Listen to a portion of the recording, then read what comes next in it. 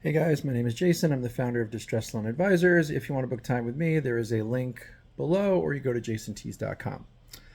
Today, I want to discuss some numbers that came across my desk, computer, whatever, about the EIDL loan program and the most recent charge-off numbers. So,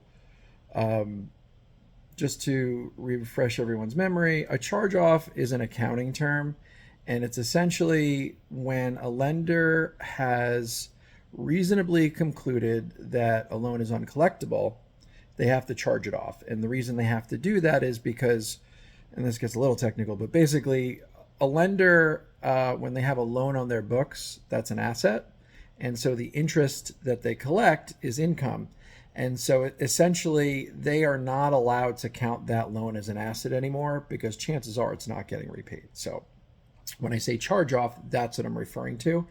A charge off does not mean that a lender won't pursue a loan. So just because it's charged off doesn't mean it goes away or you're never going to hear about it. It just means that from an accounting standpoint, they've deemed it to be uncollectible.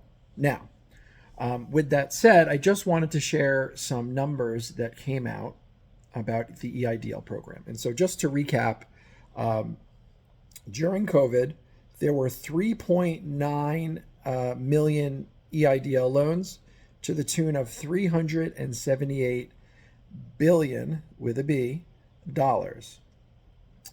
So in 2023, there was a huge amount of charge-offs. They charged off 51 billion right off the bat, which is, I should have done the math earlier. Sorry, guys.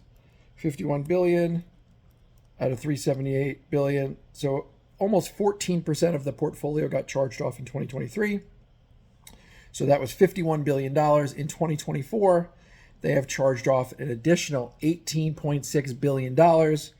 So the grand total over 4 years is they have charged off almost $71 billion out of the $378 billion, which comes out to approximately 19% of all loans, which means that of every dollar that went out, essentially 19 cents is completely gone, and chances are they're not going to see it. That's pretty bad. And just to give you some context, the SBA 7A loan program charged off somewhere around 600 million last year. Not billion, million. So the losses on this EIDL program are pretty staggering relative to any other loan type out there.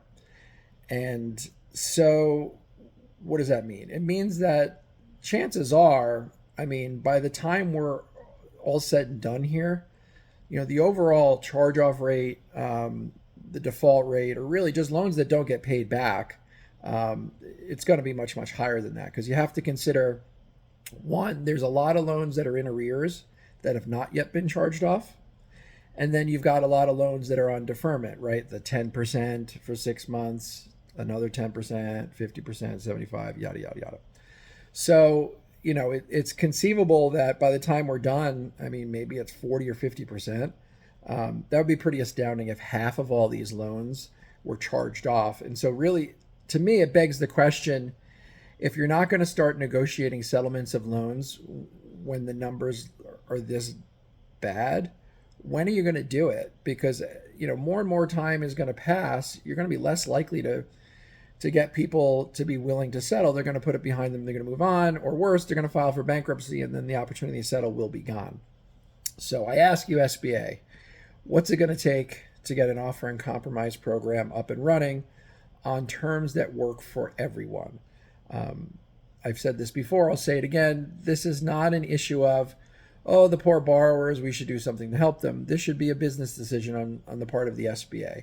The SBA should be looking at this and saying, clearly, a large portion of this portfolio is not going to pay these loans back. What can we do to recover some money? Sending things to the Treasury, as I've covered in other videos, the recovery there is very minimal.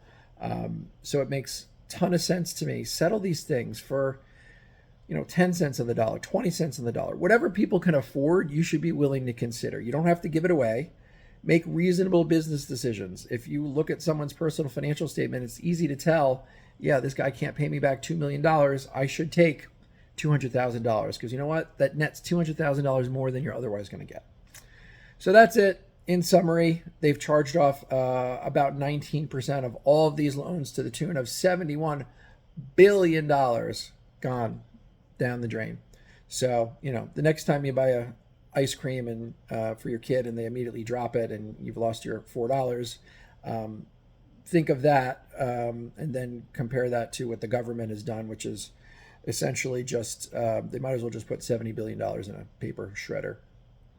I say that facetiously, but you get my point. That's it. Thanks for checking in. I'll see you on the next one.